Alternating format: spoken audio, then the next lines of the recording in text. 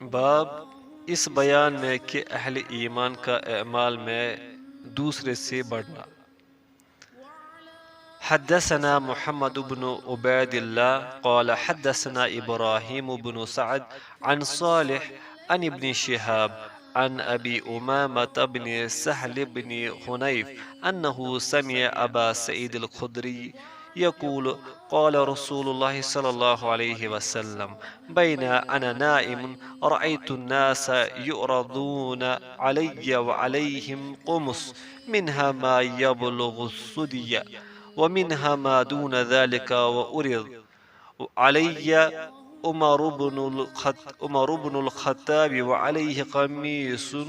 يجره قالوا فما أولت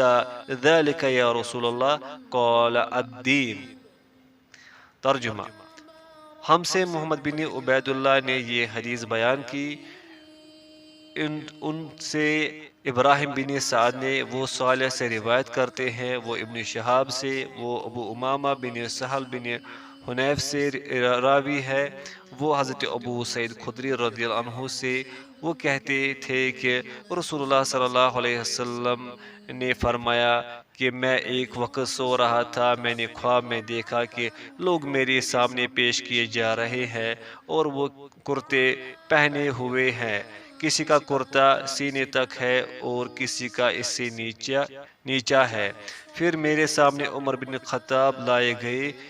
ان کے بدن پر جو کرتا تھا اسے وہ گھسیٹ رہے تھے،